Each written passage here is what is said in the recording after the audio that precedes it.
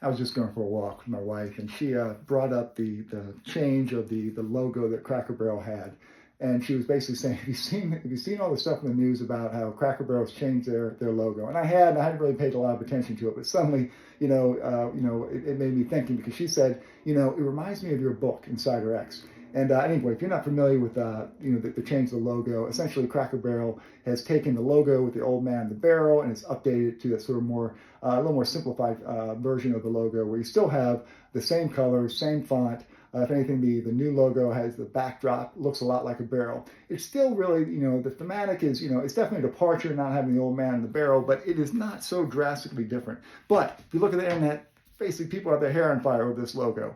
And she told me, she said, I'm questioning it because, it makes, when she said it makes me think of your book, Insider X. And Insider X is, this is actually a spy thriller I wrote, action thriller, suspense thriller, techno thriller. And it is about a book that is that basically the conspiracy in this book is, it's one for the, it's one that will basically make you question everything. Social media, even this video you're seeing right now, that book will make you look at the world completely different because we are being manipulated and controlled every day by forces that we're not even aware of.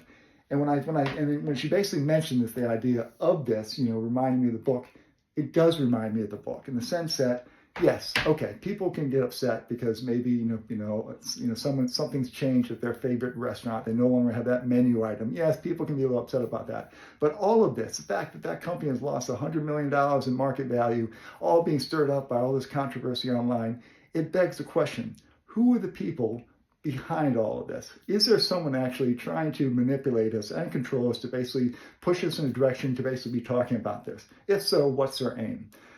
That's a great thing is that, as a spy thriller writer, sort of sci-fi writer, I'm always looking at the news and I'm always thinking sort of what if this is not on the up and up? This sniffs, there's basically something about this. This smells funny to me. It makes me think, okay, it doesn't feel legitimate. It does make me wonder, okay, is there someone that wants to basically make a bunch of noise out there in the news space? Could you have folks that are trying to basically drive the news cycle, try to basically take attention from other news items, and they could be who knows what those are? Could it simply be that it could be a political party? It could be a political party that wants to basically change the message and make people talk about something else instead of something they don't want to be talked about. It could be corporate espionage that wants to tank a company that suddenly is saying, hey, wow, we'll stir up a bunch of discord, affect their stock, affect their their restaurant. Suddenly we're getting rid of a competitor. Who knows? There's all sorts of scenarios.